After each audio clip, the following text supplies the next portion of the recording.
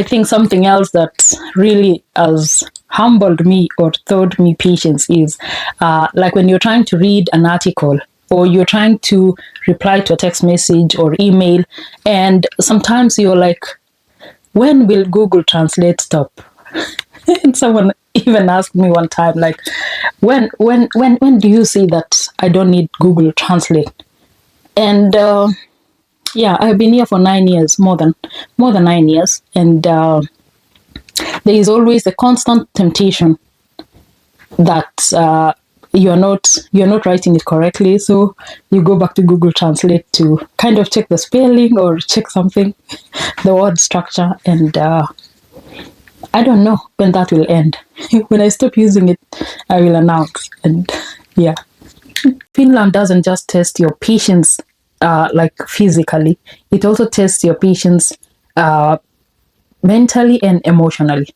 And for example, finding a job, learning the Finnish language, waiting for documents, building relationships, and surviving the winter.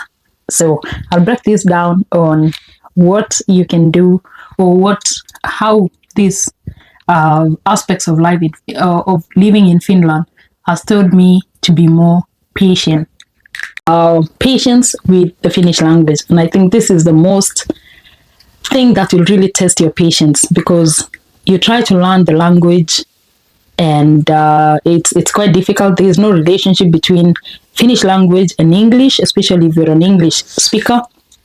So you try to grasp some words and you notice that like you're not progressing as much as you would like to progress. So that kind of brings some frustration, and you feel like you want to give up on the language. But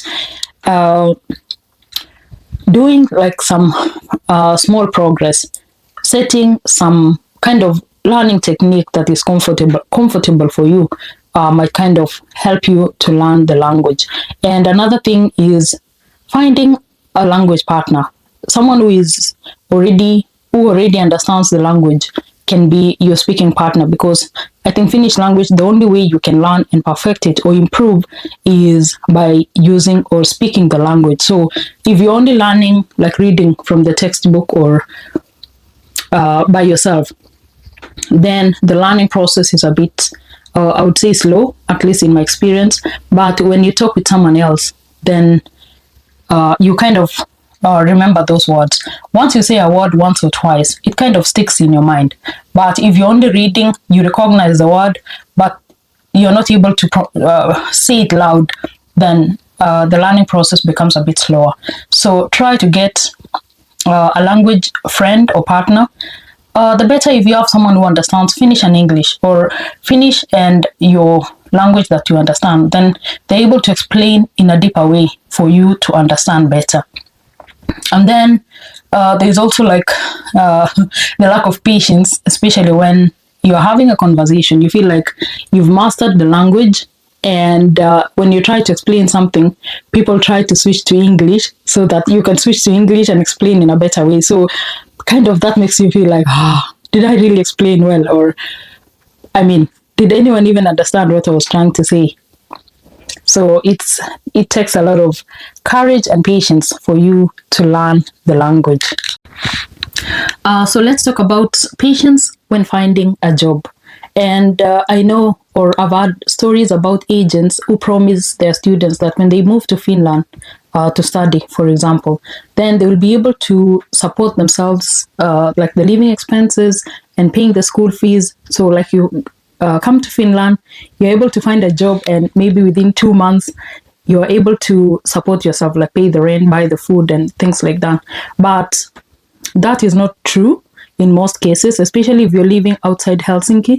And here also, like nowadays, like the rate of employment is very low, of unemployment is high, I would say that way. And people have difficulties finding jobs. So if you're sending your child, or you're the one coming to study abroad, make sure you have enough funds, finances, like to support you for a certain period of time. And I would really recommend that you have at least 1 year finances to support you, because if you're not able to find a job, then how do you pay your rent? And the rent is so much that your friends who are living here may not be able to support you, and people at home, maybe they have already exhausted all the resources. So try to have enough money to support you at least for 1 year. So if you're able to get a job like in the summer that is coming, then at least that will supplement the finances that you have, instead of like starting from zero. You don't have money for food, you don't have money for rent, and the system is very strict that if you don't pay your rent, you might be given some warnings, you're blacklisted, and then after that you're not able even to rent a house. So that puts you in a very weird situation, which at least I don't wish someone to be in that situation. So try to have enough funds so that you don't get yourself in a lot of stress, and then you're calling people back home, nobody has money, and yeah, so like try to have enough money to support you at least for 1 year. And highlighting on the patients in terms of finding a job, there are many adverts for jobs, but mostly like when you apply, you might not even get a reply. So you don't know whether you're on the waiting list or you didn't get a job. So until the process is over, that's when like the applicants are notified whether they have a job or not. And sometimes you may not even get a reply. So it's a bit, yeah, it really requires a lot of patience, because you're only waiting in the blue and not knowing like if you're gonna get a job or not. In terms of jobs also, you have to be patient with yourself in terms of the qualifications that you already have from back home.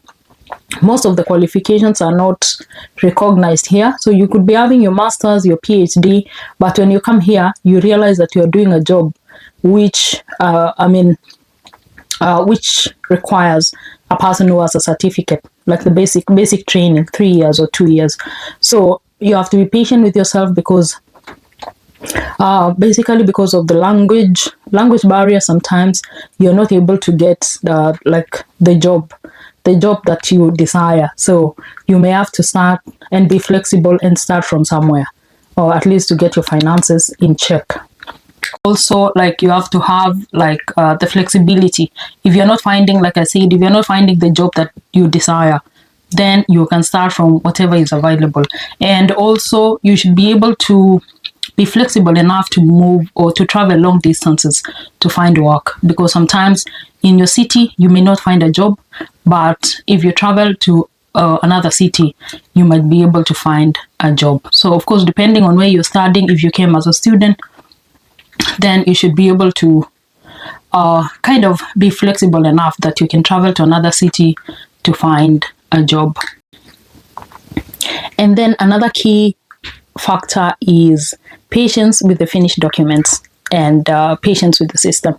And mostly the documents are like processed in a certain time frame, but the patience part comes in when the times are taking so long. And usually you just get a text message or an email saying that your documents is still waiting to be processed, and contacting them or emailing them will not fasten the process. So like you just have to sit and wait and trust the system. And sometimes you go back and check, did I submit the correct documents? Did I qualify for a certain document? For example, the residence permit. Did I attach all the attachments that were required? So like you go questioning yourself over and over, checking over and over, asking friends, what was your case? Did you have this and this? Did you have this and this? And that's quite frustrating, because you don't know when it will come, whether it's going to be a yes or a no, or like accepted or denied. So like it teaches you a lot of patience and you trusting the system that things will work out. So somehow you just rely on hope and trust that something good will come out of it. And that process is it's really stressful. I know not so many people can relate, but it is really like a challenging time. And especially if you're applying for your residence permit based on work, and for example, you don't have a long work contract. So every time you hear that they are downsizing or reducing employees, you're wondering, okay, if I lose my job contract, then I will lose my application for the residence permit, then this and this. Like, you're always thinking about all the consequences of not having that particular document. So I think it's a very challenging time and challenging process, and really, I salute all the people who are going through that process. Just have faith and patience, and whatever the outcome, yeah, it's going to be well. It's not the end of the world.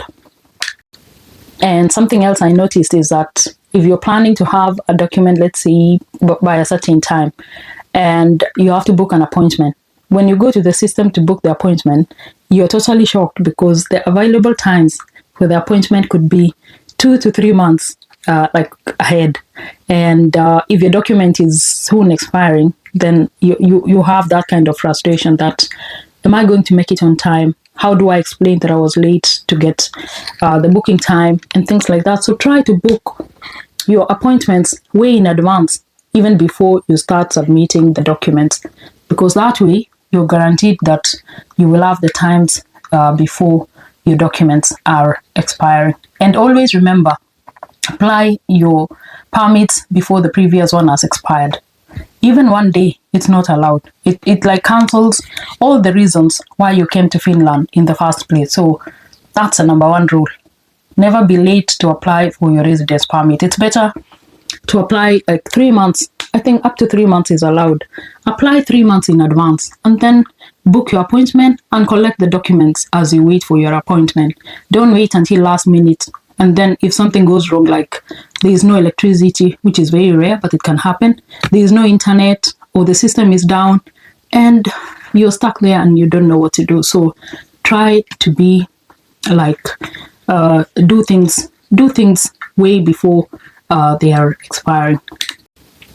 And number 4, and I think this is my favorite, and patience in relationship or social life or making friends in Finland. And yeah, most people say that it's so difficult to make to have relationship or have friendships with people from Finland. And I would say, yeah, that is very true. But I think I would say the relationships that you get from Finnish people, it's really like genuine and deep. And like, people here value quality over quantity. And I know, like, in our culture, it's almost like the more the friends, the better.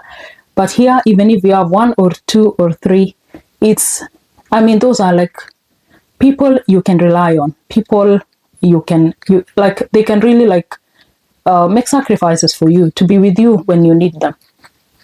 Unlike in other cultures, you have like 100, 200, 5,000 friends, and you only know them like superficially. You don't know anything apart from their name or where they come from, or you don't even know where they come from. So like, it's more of a deeper connection, especially when you get to know or make friends with people from Finland. At least that's my opinion. I don't know. If someone has a different opinion, please share in the comments. And yeah, still talking about like friendships, is that friendships don't happen very fast. They take time, and when it happens, they are really like real friendships. They are people you can rely on. You can discuss anything with them without worrying that they're going to judge you or something like that. So it's slow. I would say slow but sure. Something else about patience is, and especially during winter, and I'm not just talking about the winter being cold and things like that. I think, at least what I've experienced, is that during winter, the energy levels are very low.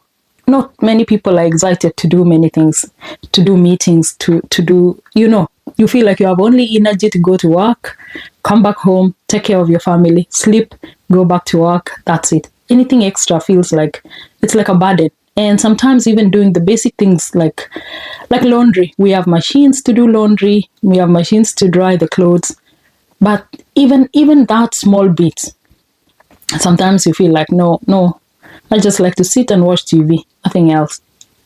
And if you have goals, like I like to do exercises or go for a walk once a day, even that becomes a challenge. You feel like, no, I just like to stay home, nothing else. And if there was a chance not to go to work, I would even do that.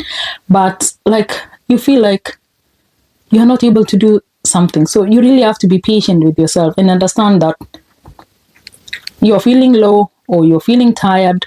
It's normal during winter. Of course, remember to take your vitamins, things like that. Remember to talk to someone if you're going through something. But even if you're not going through any rough time or something like that, you just still feel like nothing moves, nothing works. You just want to rest. And I think that's fine, to be patient with yourself. And there are days you will be strong, you're able to achieve more.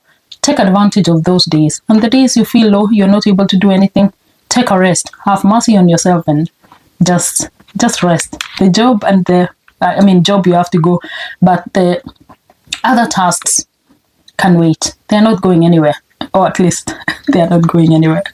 So try to be patient with yourself and yeah, take it one day at a time. And one other small thing that I wanted to mention, like even when you're driving and we have like injunctions, most like traffic lights. The streets are empty, there are traffic lights, and you have to sit there in your car and wait for the traffic lights to become green before you can pass, even if no one is coming from any of the directions. And I think we were laughing about this with when we had exchange students from China, and they were wondering like, why do we have traffic lights in Finland yet there is no traffic, you know? And I could imagine, I've never been to China, but I can imagine how much population or the traffic, the mass, how it is in China. And when they come to Finland, you have only 2-3 cars in a queue. Sometimes, of course, it's longer, especially 3 o'clock in the afternoon. I've noticed that there's more traffic when people are coming out of work. But like, you have the traffic lights and it's red and you're wondering, okay, yeah, you just have to be patient, wait for your turn, and just follow the lights, because I think here you just have to follow the rules, whether someone is watching or not. So if the lights are red, even if you're the only one, you have to sit there and wait. So it sounds funny, but yeah, that's something that teaches you patience, and you are not in the wrong side of the law. So if you're living abroad or new abroad or planning to move abroad, remember, those are some of the things that nobody teaches you about, but you have to learn it, you have to practice it, because at least it will make your life easy when you're abroad. So thank you very much for watching, and I hope you learned something about patience that you can practice, and I hope it helps you, especially if you're moving abroad. So subscribe to my channel, and I'll see you in my next video. Thank you so much for watching. Bye bye.